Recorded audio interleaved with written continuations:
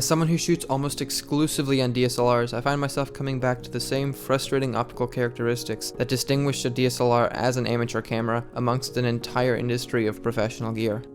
Granted, some of this may be the result of an inexperienced operator, but watch any student film and you'll see shaky handheld footage, high contrast, and low dynamic range.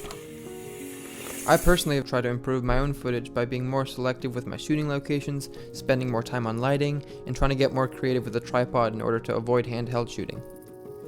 Once in a while it's fun to try a hardware alternative, like these black pro mist filters you can buy. The gist is that they diffuse the light in an image, which softens the highlights and reduces the overall contrast. This does wonders for that classic clipped highlights DSLR look. Anyway, I wasn't super game to shell out $80 for one of these filters, but then I saw my dad's old Praktica film camera sitting on the shelf with an accompanying lens, and I'd remember these gear reviews I saw on YouTube of vintage lenses and how they produced a similar diffusion effect. The lens in question is a 50mm f2.8 Meyer Optic Görlitz lens. Anyway, here's me learning the pros and cons of using a vintage lens while seeing if they'll mitigate those telltale DSLR characteristics. Since it's a really old lens, it won't attach to my new Canon EF mount cameras, and so I'll need to find a way to adapt it. And since it's a manual lens, it won't need any fancy electronics. This dangerously cheap M42 to EOS mount should work just fine. Hopefully. If you're going to try this yourself, make sure to get the right version so it'll attach to your camera's lens locking pin. Oh, and I totally forgot to mention that the aperture ring is non-responsive, so we're stuck at f2.8. Time to get every step-up ring you own, because if you're like me and you bought a one-size-fits-all ND filter, this is where it's going to come back to bite you. For my filter and lens combo, it came out to a hefty 7 step-up rings, from 49 to 77mm. So all the footage you're about to see was shot on my Canon 80D at 1080p 60 frames a second on Canon's neutral picture profile. I want to quickly preface my observations by saying that this is probably the cheapest vintage lens you could get at the moment, and so all the effects and characteristics will be exaggerated beyond what's normal. Alright, let's talk about what I learned. So immediately notice that it's a very stylistic look, so you won't use it for most of what you shoot. But in the case that it is, let's talk about the pros and cons.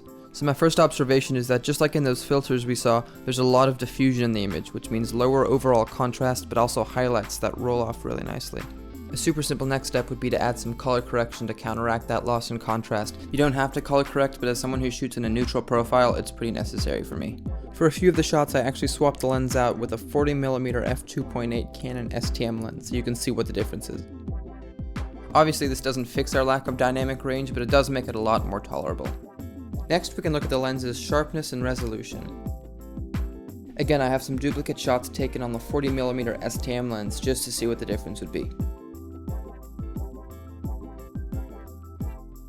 Alright, it's pretty clear that the lens isn't sharp, but what's more is it becomes much less sharp the further you are from your subject, which really limits its usability. What this can mean is that if your subject isn't close to the lens or in flat lighting, you can lose separation from the background, as there's no single clear plane of focus, as you can see in these videos. When you compare the shot to the one gotten from behind the STM lens, it's no competition, there's just so much more separation. Before you get too sad, if you are able to get the subject closer to the lens, you can get some really pretty results that are really flattering on skin. The last observation I'll make is that I really couldn't go handheld with this lens. I had to put it on a tripod or a slider. As you can see by this shot, it really didn't work out. So, what's the takeaway? In my eyes, I think it makes more sense to get a black Pro Mist filter just so I'm able to get those unique characteristics while applying them to lenses that are just far more practical. So I guess this lens isn't really worth its weight when it comes to solving those DSLR issues.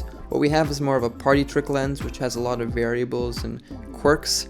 But if you're able to use it for its strengths, like its highlight roll-off, its dreamy bokeh, and its really flattering rendition of skin, you can get some really beautiful pictures.